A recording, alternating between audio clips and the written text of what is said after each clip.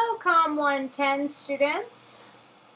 We're going to look at Chapter 6, Listening and Interpersonal Communication. It's important to note that listening is a skill that we need to develop. Most of us are better at talking than listening simply because we spend more time developing our talking skills and less time actually working on our listening. So there's purposes and payoffs to listening, and I thought that this was a good tie-in. Going all the way back to Chapter 1, remember that communication is purposeful was one of those principles. Well, we also have those same purposes for listening, because listening too is purposeful, but it's also payoffs that you can get, or rewards for listening. That's another way to put it. So the first is, when we listen effectively, we get to learn more information.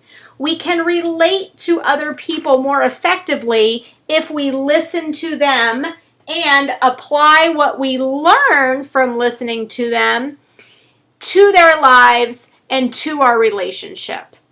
Third, we can influence people. When we listen, we learn things, we have a better relationship with them, and then what we can do is actually influence them because we have the information that we need. We're also going to listen to attitudes, values, beliefs, all of those things, and we're going to be influenced. You're also going to influence when you listen effectively to people. We can influence people when we listen to their problems because they start to really depend on us. And then the things we say, they actually take to heart, which shows influence. We can also play. And that means that sometimes when we listen, it's just enjoyable to do so. When somebody tells us a funny story, it's enjoyable, and we appreciate doing that. So you can be very entertained simply by listening to what people have to say. And last but not least, we can help. When we listen to help somebody else, that's really a way to have purpose in our lives. And also, we can help people understand their thoughts and ideas. We can help them think through issues they're having, and then they can maybe even get a more objective view for something that they're having trouble dealing with. So, purposes and payoffs of listening right there. The stages of listening are fivefold. So what we have is the receiving stage, the understanding, remembering, evaluating, responding. And it's a very clear-cut process. These are not as blended as, say, the stage of perception. However, there is some flow and some give and take. For example, when we receive and understand, sometimes those are not separated in our mind, even though they're very separate. In theory, we may not always be aware of the fact that they are happening.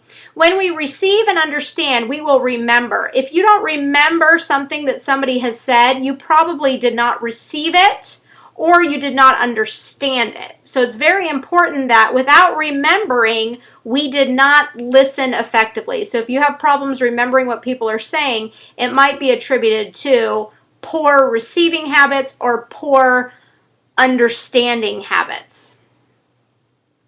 When we receive, we hear something, but hearing is different than listening in that when you hear something, that just means physiologically your ear is working the way it should. Sound is bouncing off the eardrum. So that's the process of hearing.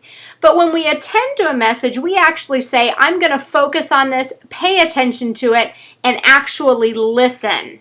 And listening requires more activity than just hearing. Hearing, you don't have to do anything. It's going to happen to your ears unless you put your hands over your ears. But listening is an active process in which you have to do things. And in the receiving stage, you have to say, I'm going to focus. And then in order to understand, you have to learn what it is. You also have to decipher meaning. Another word for decipher meaning, anybody know? Well, decoding is how we make sense of somebody's message, right? So that's how we decipher message. We have to decode it. The next stage, remembering, we have to recall and retain. You can maybe recall it for a couple of minutes, but if you can't retain it, then you probably, again, failed in receiving.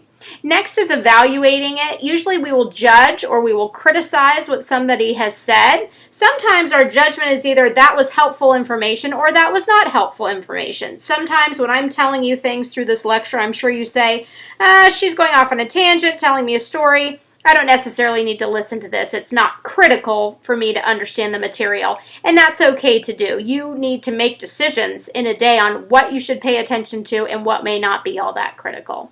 Hopefully I don't do that too often. And then last but not least is responding, and that's where we give the feedback. We answer the questions. We show, hey, I was listening, not just hearing what you had to say.